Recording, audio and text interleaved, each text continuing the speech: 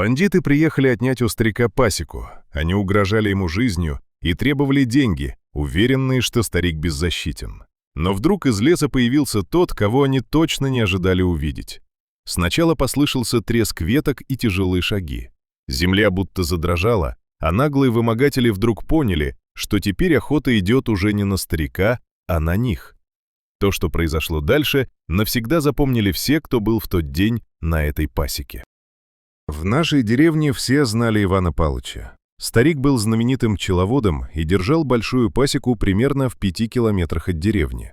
Но уважали его не только за мед. В юности он воевал в партизанском отряде и прошел через тяжелые годы войны. Именно тогда он познакомился со своей будущей женой Оксаной. Сначала она стала его боевым товарищем, потом самым близким другом. Вместе они пережили много опасностей, и со временем дружба переросла в крепкую любовь. После войны молодые поженились и вернулись к мирной жизни. Они много лет работали в колхозе и считались одними из лучших работников. Пчеловодством Палыч увлекся еще в 60-х. Сначала это было просто хобби, но постепенно пасека росла. Сначала несколько ульев, потом десятки. Когда супруги вышли на пенсию, Палыч купил небольшой участок на окраине деревни. Рядом был лес и огромное цветущее поле, идеальное место для пасеки. Дети давно разъехались по своим семьям, и супруги решили посвятить себя любимому делу. Пасека приносила не только радость, но и неплохой доход. Мед Ивана Палыча знали и покупали по всей округе.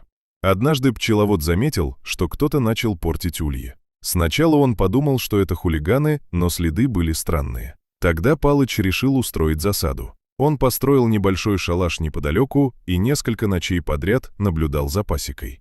Первая ночь прошла спокойно. Вторая тоже почти ничего не дала, но под утро Палыч заметил, как со стороны леса к ульям приближается маленькое темное пятно.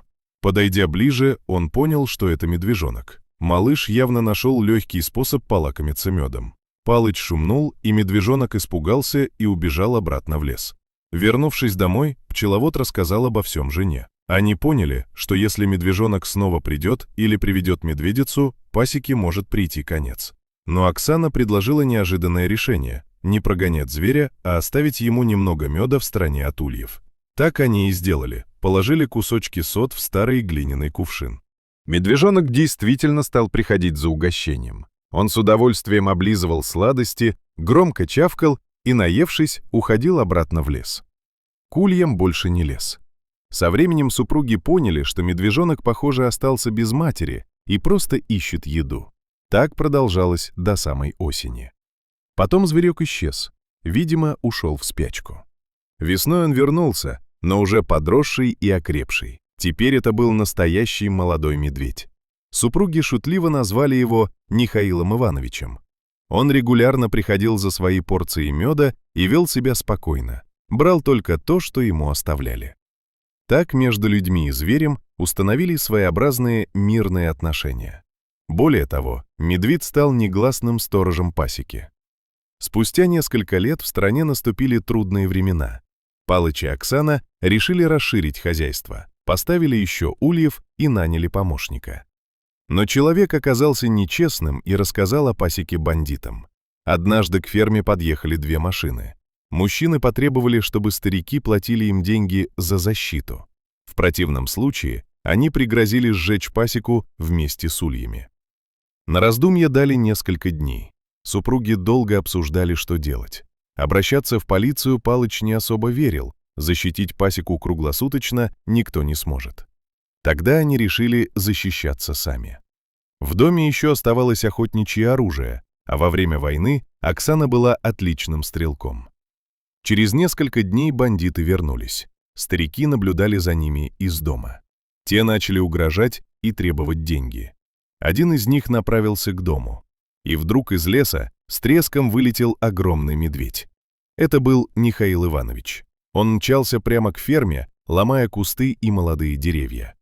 Забор не выдержал его удара и рухнул. Медведь бросился на незваных гостей, встал на задние лапы и грозно заревел.